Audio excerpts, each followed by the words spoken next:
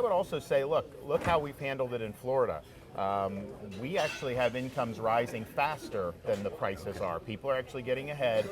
We have more, number one in new business formations in the entire country. Our economy is ranked number one by CNBC of all 50 states. And I've actually paid down 25% of our state's total debt that we've had. And I think it's important to point that out because I vetoed wasteful spending, we've cut taxes. The reason why people have had to deal with these higher prices is because of government. Hi, I'm Michael Graham with New Hampshire Journal. Welcome to another edition of Diner Table Economics, brought to you by the Competitiveness Coalition here at Frank Core's Diner in Manchester.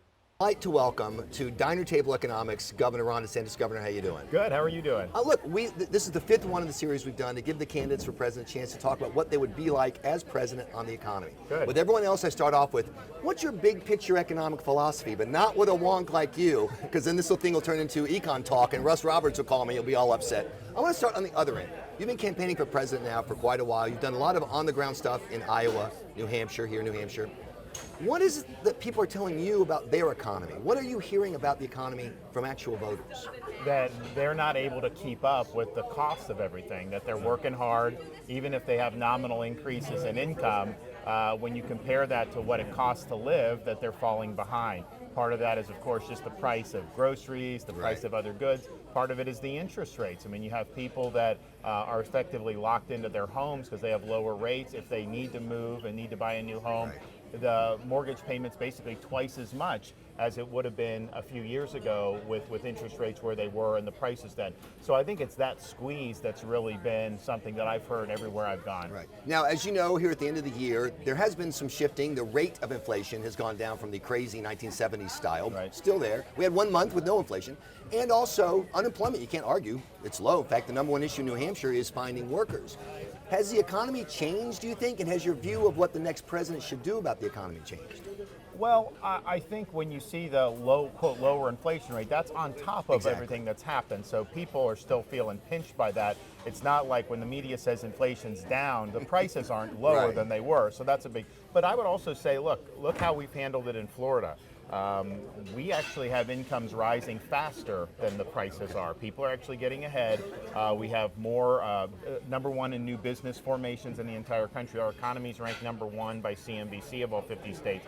And I've actually paid down 25% of our state's total debt that we've had. And I think it's important to point that out because I vetoed wasteful spending, we've cut taxes. The reason why people have had to deal with these higher prices is because of government. Government created this starting in March of 2020. The terrible reaction to COVID, turning the country over to Fauci, then green-lighting trillions of dollars in basically printed money. And they did it in March of 2020 under Trump and December of 2020 under Trump. And then Biden came in March of 21 and did another 1.9 trillion. You can't do that and not have an impact. So as DC has benefited from that, the American people have basically had to pay in this. So all of this really could have been avoided had those initial decisions in March of 2020 been more rational. So my theory is that when people voted for Joe Biden, it was, thank you, bring it on in. They may even come by and ask if you want a cup of coffee or something. They're very nice here at Frank Core's Diner. My theory is that when people voted for Joe Biden, it was, I don't want to do Trump again. I want to calm things down and we'll get a kind of a boring president. And then he had a very aggressive, progressive economic policy, spending beyond what people had even imagined, very aggressive on regulation. I want to talk about that in a minute. He surprised people. Are people going to be surprised when you're president by your policies? What priorities are you going to bring and what policies would you like to implement so people know today what they'll get with President DeSantis in a year? Well, with me, you're going to get a change agent in Washington. I think people have seen the arrangements in Washington benefit the people that are connected to that culture up there. That's why 5 of the 8 wealthiest counties in our country are suburbs of Washington, D.C. I mean, it's incredible that that would be the case. So a lot of that is done based on what benefits those folks. Their horizon is very insular. I'm going to come in and really shake that up. Yes, we're going to reverse Bidenomics. Yes, we're going to open up energy for production to lower gas prices and energy costs. Yes, we're going to curtail the bureaucracy. I mean, think about this bureaucracy. In Florida, we have millions of more people than New York State does now, yet our budget is half the size of New York, and we have the lowest number of state workers per capita in the entire country. Yet when people move to New York to Florida, what do they tell me? Your roads are better, your schools are better, and your services are better. So how are we able to do this with half the footprint? It just shows so much of government is not necessary. So we're going to both downsize government in terms of the size of it, but also the scope of it. I mean, we have situations like when I'm out in Iowa, they'll go on some farmer's property. Oh, there's a puddle. That's the waters of the U.S. Just the gross abuse of government getting outside constitutional boundaries. So they're going to have a president that's going to come in and really work to return the government to its rightful owners, which is we the people. So I have to say, as a New Hampshire resident, that Governor Sununu will brag that they have the highest return on investment in New Hampshire, edging out Florida. So just got to put that there for being a homer. Second thing is, you talk about the government, and obviously the government's important, but the economy is a lot bigger than the government. There's a lot of talk about, well, we'll cut spending here, we'll do this, that. Can you achieve, for example, some of your opponents in the primary say the way to save Social Security is with 5% growth? There are a lot of economists who just roll their eyes. They say a mature economy like America's can't achieve that rate. You've got to be where India or China are, back in the pack to have that rate of growth. Do you think that's a realistic rate? And what would your economic growth plan and expectations be? Well, we have not had even 3% growth since the great financial crisis. Our economic policy, we said we're going to have a target 3% growth rate. I think that's achievable. I think it's doable. I would love to do 5. And look, if we can be as bold as possible with Congress, maybe you can get there. But if everything's hinging on that, that would defy what's happened over the last 15 years. The first 3 years of the Trump administration, the economy was better in terms of the prices were more stable. We had better energy and regulatory policy, but the growth was not strong. I mean, the growth was 1.5%, 2%. So we need 3+% is what we do. If you do that, that does help with the budget problems, and it obviously helps with more opportunity, throughout the economy. The unemployment rate is interesting. It is quote lower. But some of that is because people are working more jobs. Some of it is because we still haven't really recovered. I mean, Florida we have, but in a lot of other places, they haven't fully recovered from COVID and how that shook up the labor markets. So if you have people that have dropped out of the labor market, they're not counting anymore. So it created a lot of perverse incentives. So the labor participation rate is still problematic. Right, exactly. So what would a President DeSantis do to pull people back in? People who say, right now, if I worked and spent 40 hours a week, my net lifestyle would only improve by 10%. Well, why do I want to do that? Clearly, in terms of any type of government benefits, you have to work or look for work. I mean, we just cannot have benefits going out and creating incentives where it's better not to work. And some states are bad at this too. Like in California, they've really gutted the middle class there. Obviously, very wealthy people. But you would need to make like 80 grand a year to make sense to do that. Well, that's not the way it's going to be. So we will have welfare policies that put a premium on work. So as you know, if you were running against Joe Biden, he would say that's Ron DeSantis being anti-poor. Is connecting work to benefits, is making minimal expectations, for example, you have to be pursuing job training or education to get the benefits, is that anti-poor? No, not at all. I mean, welfare was never designed to be a way of life. It was supposed to be a safety net and a second chance, and you want to be able to get people on a pathway to self-sufficiency. We've actually in Florida done something my wife spearheaded called Hope Florida. So if someone goes in for welfare benefits, instead of they're just getting a check and coming back, what their needs go into what's called the care portal. We have churches and charities and businesses and individual volunteers who are plugged into this portal. So if you have a single mom with maybe 2 6-month-old twins, got evicted from her apartment, she needs something, you can have a charity come in and help, or a church come. All of a sudden, they become part of the community. And they're able to progress without having to rely on the government check. So that changes their horizons entirely. So we've done a good job of lifting people up in Florida, but that's ultimately what it is. You're not going to end up becoming self-sufficient if it's all on the government benefits. I mean, that is not meant to be a way of life. This episode of Diner Table Economics is brought to you by the Competitiveness Coalition, a first-of-its-kind group that champions pro-consumer policies to foster innovation and create growth. Chaired by New Hampshire resident and former Ambassador Scott Brown and featuring Drew Klein of the Josiah Bartlett Center for Public Policy, the Competitiveness Coalition is pushing back against the excessive overreach of the Biden administration, especially Federal Trade Commission Chair Lina Khan. The coalition believes that politicians and unelected bureaucrats should not punish entrepreneurs or discourage future innovation with unfair regulations or discriminatory taxes. After all, breaking up a successful American business only helps China and our other foreign competitors.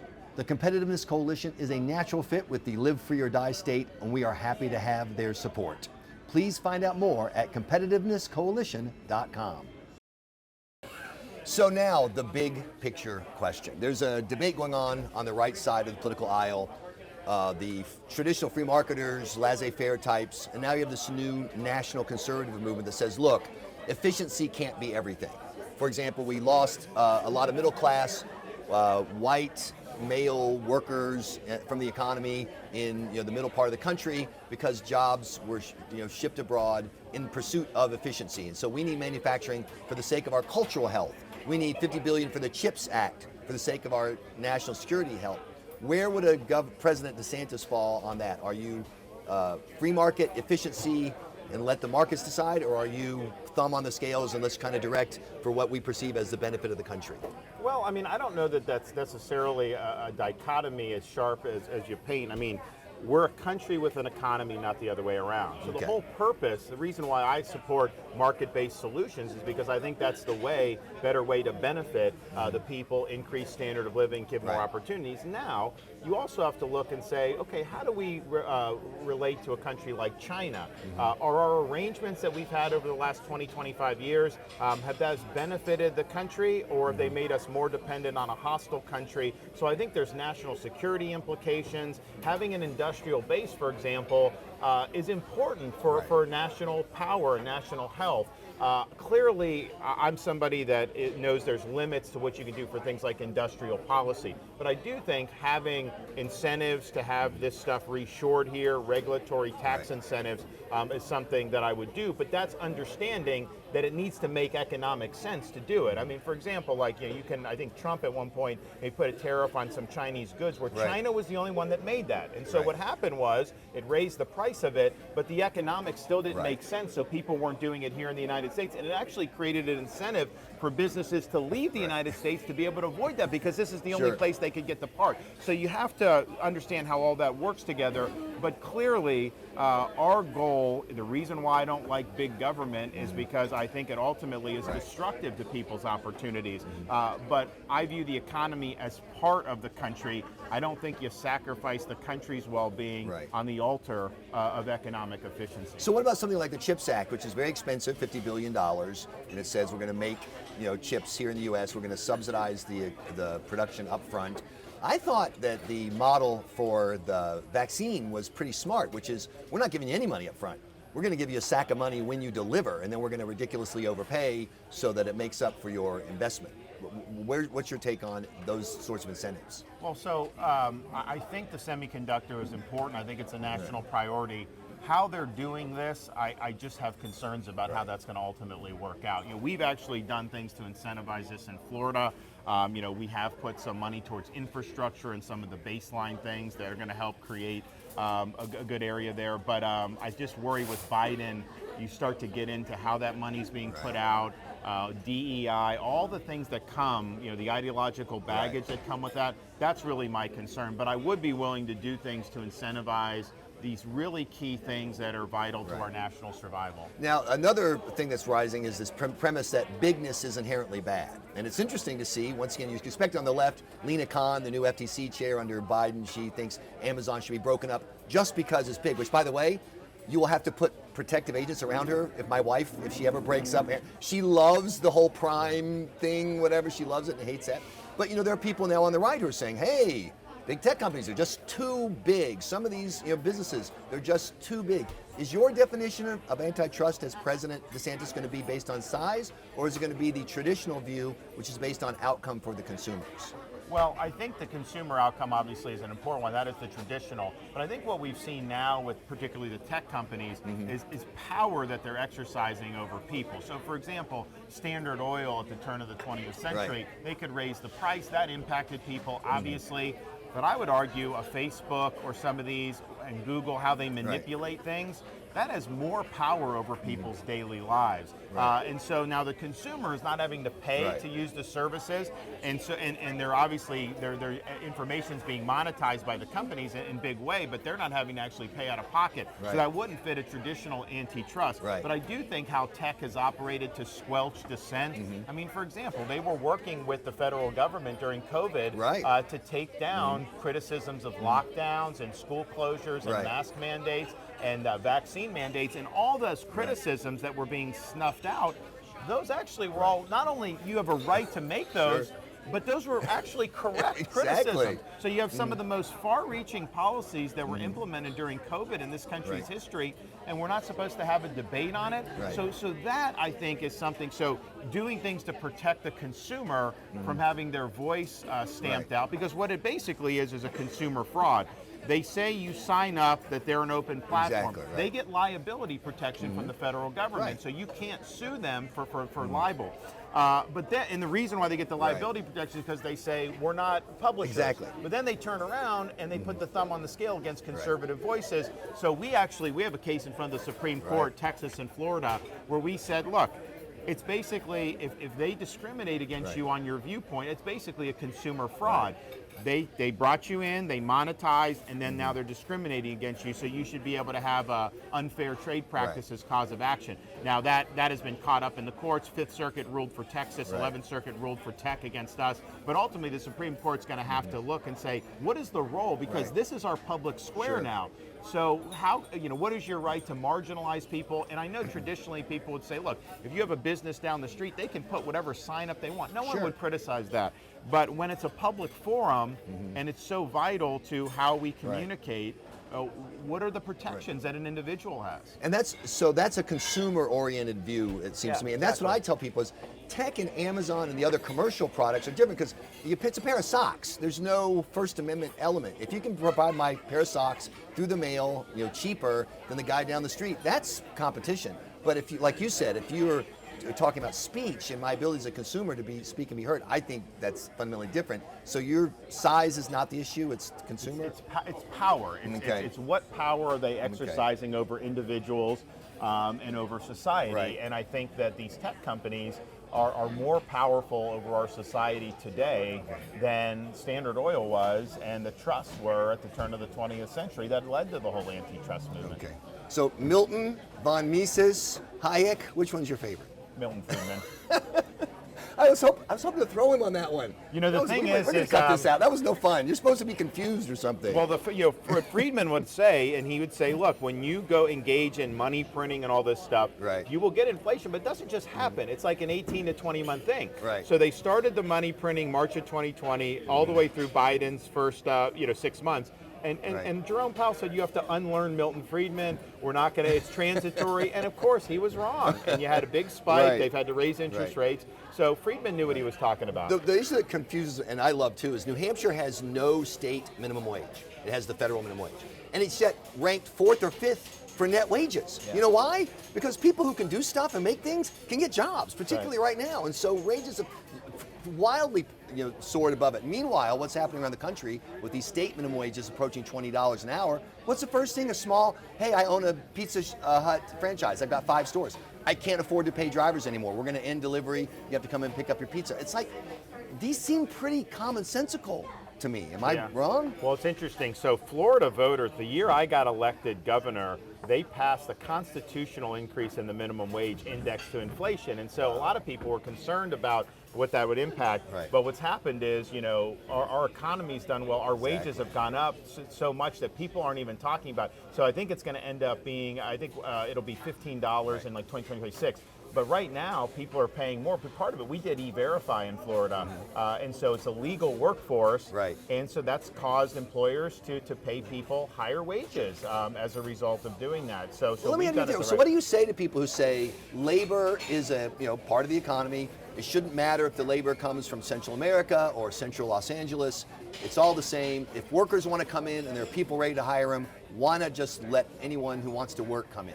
Well, because we're a nation with an economy, not the other way around. And like you can't just have people coming in willy-nilly. You also have to have a rule of law. And there's reasons why we want a legal workforce. It's better for society. And also I'd say just the massive numbers of people that are coming under Biden. Like it's overwhelming healthcare, it's overwhelming education. All these communities, are seeing a lot of problems with it. So don't create incentives for people to come in violation of the law. So, you and I both grew up in the rural South of South Carolina. You're from northern Florida. I grew up lower middle class, would be generous for it. But I was the first person in my family to go to college, and it's all worked out great. But growing up that way impacts my view of economics broadly and economics individually, about personal responsibility, regulation, opportunity, etc. How did how you grew up your view of how economics should work in America? Well, one, I was a blue-collar kid, nothing handed to you. You just have to work. I worked minimum wage jobs. What was your worst job? Mine was worse, by the way, just so you know, this is a stumper. What was your worst? Well, I mean, like in terms of hardest job, yeah. I was moving furniture, and the thing was like the guy that owned the company was like, you did straight through, like there was no like not even like it was like that. I mean, and I was beat after doing that, but so that was that. But you have to work. Nothing handed to you. So I worked, minimum wage jobs, get through school and stuff. But I also learned about the role of government. So my first full-time job when I was in high school was the summer after my senior year. It was at an electrical company. I was an electrician's assistant. So I showed up the first day, decked out in work clothes, and they were looking at me and they asked me whether my boots were OSHA approved. And I was like, what the hell is OSHA? And they're like, well, it needs to be OSHA approved. I'm like, I don't know. And so they're like, you can't work unless we know they're OSHA approved. I'm like, really? So I had to go buy a pair of OSHA approved boots for like $180, which I was making $6 an hour. So it was basically my whole first week's paycheck. They were no different than what the old pair that I had in terms of safety, but it was like, here's government telling me what's best for me, and it ended up making me poorer as a result of it. So I saw at a young age how bureaucracy and regulation can impact people.